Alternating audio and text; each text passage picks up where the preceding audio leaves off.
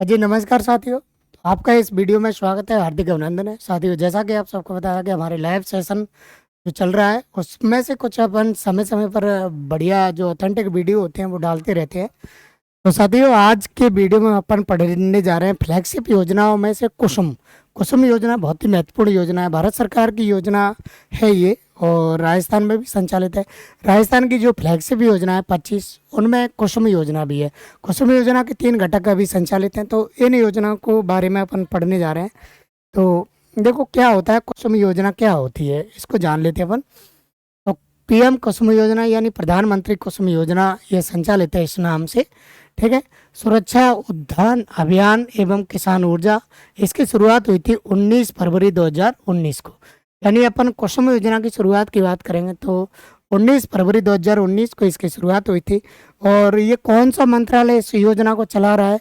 नवीन एवं नवीनीकरण ऊर्जा मंत्रालय इस योजना को चला रहा है। ऊर्जा किससे संबंधित योजना है?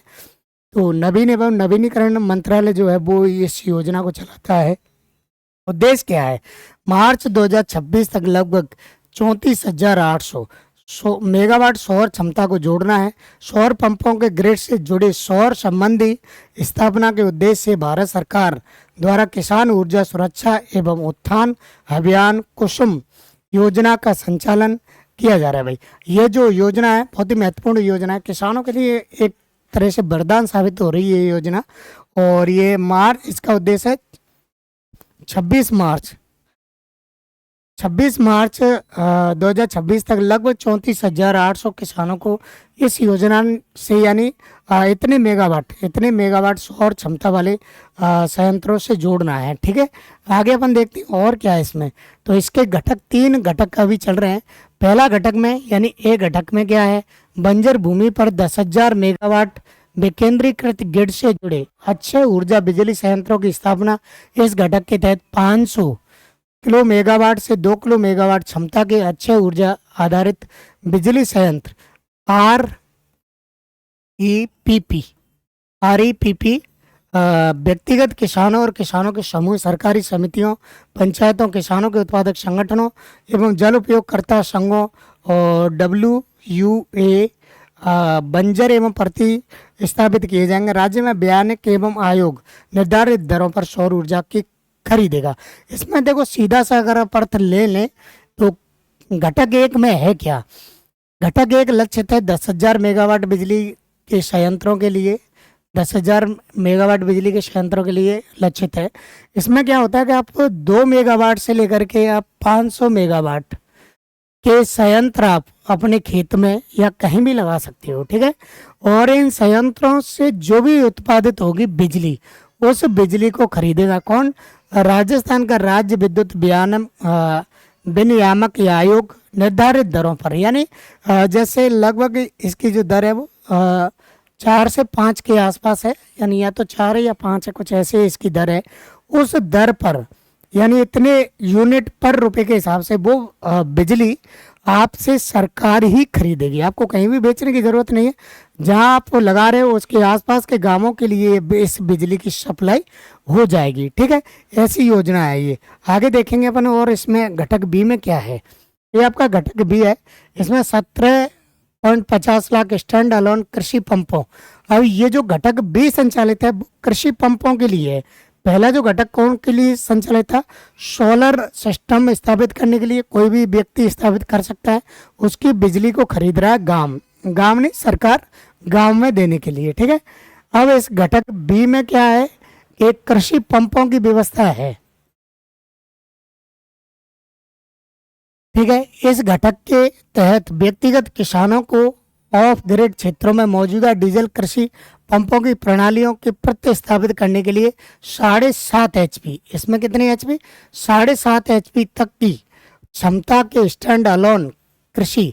स्टैंड अलोन का मतलब एक अकेला स्वयं स्थापित हो सके ऐसा स्टैंड पर लगाया जाता है, ठीक है। पंप स्थापित करने के लिए समर्थन दिया जाएगा जहां ग्रिड आपूर्ति उपलब्ध नहीं है। यानी यहाँ पर बिजली की आपूर्ति जहाँ उपलब्ध नहीं है उन ऐसी जगहों पर स्टैंड अलोन कृषि पंपों की स्थापना की जाएगी।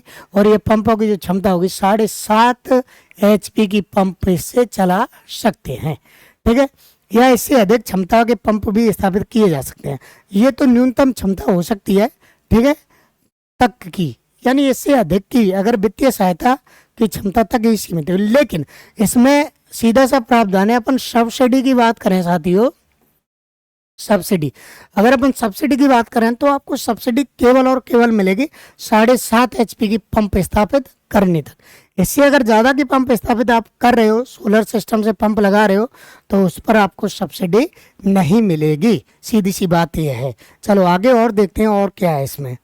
हाँ भाई, घटक सी यानी तीसरा घटक, ये क्या कहता है, तो 3 घटक इसमें संचालित है, मैंने पहले ही बता दिया, ठीक है। 10 लाख ग्रिड से जुड़े कृषि पंपों के सौरीकरण के लिए इस घटक के तहत ग्रिड से जुड़े कृषि पंपों के व्यक्तिगत किसानों के पंपों के सौरीकरण करने का समर्थन दिया जाएगा। इसमें क्या होगा कि जो किसानों के पंप पहले से किसी बिजली पोल से जुड़े हैं या फिर बिजली की लाइन से जुड़े हैं, उनके स्थान पर सौरीकरण किया जाएगा उनका, ठीक है। उनको भी अपन सोलर पंपों से या सोलर सिस्टम से जोड़ सकते हैं। किसान सिंचाई की जरूरतों को पूरा करने के लिए उत्पन्न सौर ऊर्जा उपयोग करने की क्षमता सक्षम होंगे। अतिरिक्त सौर ऊर्जा को डिस्कॉम को पूर्व निर्धारित टैरिफ पर बेचा जाएगा। और अगर इसके अतिरिक्त भी सौर ऊर्जा अपन के पास है, इसके अतिरिक्त भी जैसे अपना काम चल गया उसके बाद भी अपने पास सौर ऊर्जा है, तो डिस्कॉम इसको आपको एक रियायती दर या निर्धारित दर पर खरीदेगा, ठीक है। ऐसे तो ये आपका तीसरा घटक था। ये तीनों घटक हैं आपके। अब एक ऐसी एक परियोजना और है, एक योजना और है जो भी राजस्थान सरकार की फ्लैगशिप योजना है साथियों। और इस फ्लैगशिप योजना में भी कौन कौन से प्रावधान है वो अपन देखने जा रहे हैं। तो दूसरी जो फ्लैगशिप योजना मैं बताने जा रहा हूँ आपको, उसका नाम है कर्म भूमि से मातृभूमि, ठीक है। बहुत ही शानदार सी योजना है, कर्म भूमि से मातृभूमि। तो ये योजना है आपकी कर्म भूमि से मातृभूमि। राजस्थान सरकार द्वारा पूर्व जल सहेजने की परंपरा है, यानी वर्षा जल को सेव करने या संरक्षित करने की योजना है, ठीक है। परंपरा को पुनर्जीवित करने के लिए कर्म भूमि से मातृभूमि चलाया जा रहा है। यह अभियान केंद्र की संकल्प कैच द रेन यानी बरसात को पकड़ो, उस अभियान से प्रेरित है, ठीक है। ये है जल संचयन जन भागीदारी सुनिश्चित करने के प्रदेश के भूजल स्तर की गिरावट को रोकना इस अभियान का मुख्य उद्देश्य है। शुरुआती स्तर पर इस अभियान में 6 जिलों में, यानी कौन कौन से जिलों में संचालित था, सिरोही में, पाली में, जोधपुर में, भीलवाड़ा में, झुंझुनू में, जयपुर में यह अभियान चलाया जा रहा था। इस अभियान के तहत राजस्थान के ग्रामीण क्षेत्रों में 45,000 रेन वाटर रिचार्ज, ठीक है, स्ट्रक्चर 2027-28 तक बनाए जाने हैं, ठीक है। तो ऐसी योजना है कर्म भूमि से मातृभूमि योजना, जो वर्षा के जल को संचयन करने के लिए, वर्षा के जल को संरक्षित करने के लिए ये योजना चलाई जा रही है, ठीक है। शुरुआत में ये 6 जिलों में चली थी, सिरोही में, पाली में, जोधपुर में, भीलवाड़ा में, झुंझुनू में और जयपुर में चली थी। और आगे क्या है इसमें साथियों, तो देखो ये आर्थिक समीक्षा की रिपोर्ट है, ये बहुत ही महत्वपूर्ण है वैसे। ये वाली आर्थिक समीक्षा 2023-24 के अनुसार भूजल की संसाधन की आकलन रिपोर्ट के अनुसार भूजल ब्लॉकों की स्थिति अपन देखने जा रहे हैं। तो क्रम संख्या 1 वर्गीकरण है, सुरक्षित कितने ब्लॉक हैं। तो राजस्थान में टोटल जो ब्लॉक है ना, कुल ब्लॉकों की संख्या पहले दे रखी है आपको, 302 ब्लॉक है। कितने? 302 ब्लॉक हैं। इनमें से जो सुरक्षित ब्लॉक हैं वो केवल 38 ब्लॉक है जो भूजल की दृष्टि से सबसे सुरक्षित ब्लॉक है। ये सवाल सीधा सीधा यहाँ से आ जाता है, राजस्थान के ऐसे कितने ब्लॉक हैं जो भूजल की दृष्टि से बिल्कुल सुरक्षित माने जाते हैं। तो 38 ब्लॉक है।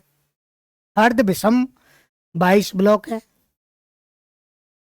विषम परिस्थितियों वाले ये 23 ब्लॉक हैं।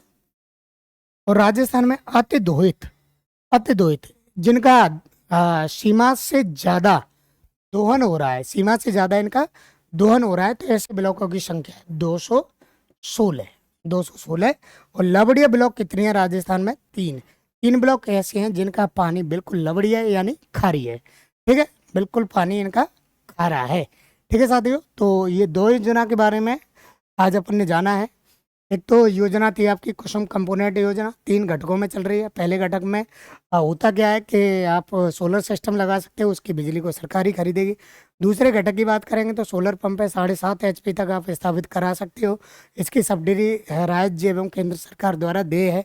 तीसरी कंपोनेंट सी में क्या है 7.5 HP के अलावा जो भी आप बिजली ले रहे हो या फिर पहले से आपके बिजली का कनेक्शन चल रहा है, उस कनेक्शन को सौरीकरण कर सकते हैं। सौरीकरण के बाद अगर आपसे कोई बिजली बचती है आपके सोलर पंप को चला करके, उस बिजली को राज्य सरकार एक निर्धारित टैरिफ के आधार पर आपसे खरीदेगी। ठीक है साथियों, तो ये तो थी आपकी कुसुम कंपोनेंट योजना। और दूसरी आपको पता ही है, कर्म भूमि से मातृभूमि योजना, जो रेन वाटर के संरक्षण से संबंधित है।